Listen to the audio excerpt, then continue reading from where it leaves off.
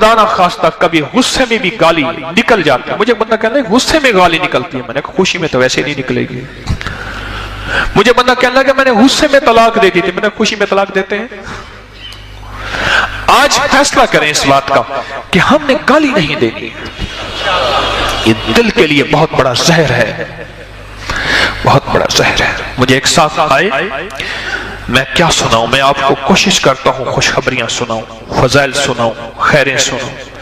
कहने लगे जी आपका जो अलहाकुमुत तकासुर के नफिल थे जो मैयत को देखने के लिए बादज विसाल, मैं अमल बताता रहता हूं कि बादज विसाल आप मैयत से मुलाकात करें कि अल्लाह ने तेरे साथ क्या मामला किया। तो कहने लगे कि वो नफिल मैंने पढ़े और मुसलसल पढ़े तो मुझे मिले मेरे वालिद साहब। कहने लगे कि उनकी मुंह पे मैंने देखा ऐसे हाथ रखा हुआ था, ऐसे हाथ रखा हुआ था, और जब मैंने देखा तो उन्होंने, मैंने कहा बाजी हाथ क्या रखा हुआ है, तो उनकी आवाज ऐसी थी जैसे मुंह बंद हो और बड़ी मुश्किल से अल्फाज निकले। कहने लगा बेटा मुंह में सख्त तकलीफ है। मैंने कहा क्यों तकलीफ है? कहने लगा बेटा मेरे मुंह में ऐसे जख्म हैं और उन जख्मों में ऐसे होता है जैसे कि तलवार के, जैसे कि तीर के चलने की दर्द होती है। अब्बा जी क्यों? कहा कि बेटा मैं गालियां देता था। एक वाक़या है बकायदा, आका के रोज़े अत्हर के सामने उसने सलातो सलाम पढ़ा और ख्वाब में एक दुर्वेश को आया कि इसको कहना हमारे सामने फिर ना आना, और हमारे सामने अगर फिर आए तो तू इस दुनिया में इबरत का निशान बन जाएगा। तो क्यों कि तू गालियां देता है और उसी मुंह से आके हमारे सलातो सलाम पढ़ता है।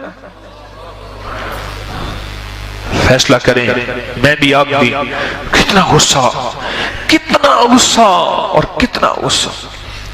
मैं कॉलेज जाता था तो 2-3 दिन के बाद एक बस ड्राइवर से मुलाकात होती थी। रोजाना बस में आना जाना होता कॉलेज में, तो उस बस की बारी 2 दिन 3 दिन के बाद होती थी।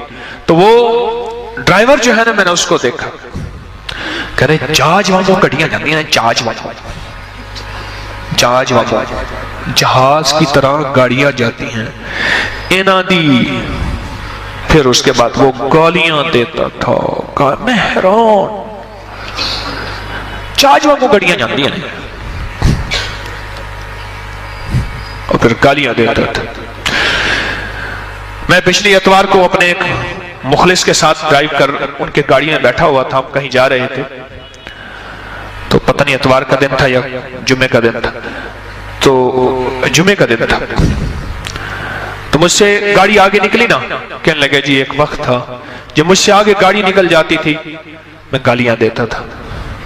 अब गाड़ी आगे की निकल जाए या ओवरटेक करे या मुझे डिस्टर्ब करे गाड़ी, तो दुआएं निकलती हैं, अल्लाह खैर निकलता है, बिस्मिल्लाह निकलती है। इस दिल की अगर बात कर रहा हूं, इस दिल को इस टॉनिक से अगर टॉनिक देना है तो फिर इस बदपरहेजी से बचाइएगा। ये गाली बदपरहेजी है और दिल को बहुत नुकसान देती है। साइंस कहती है नुकसान देती है।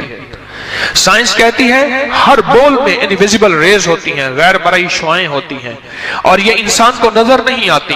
गाली बोल तो होता है आग लगा देता है, मीठा बोल तो होता है दिल में ठंडक डाल देता है।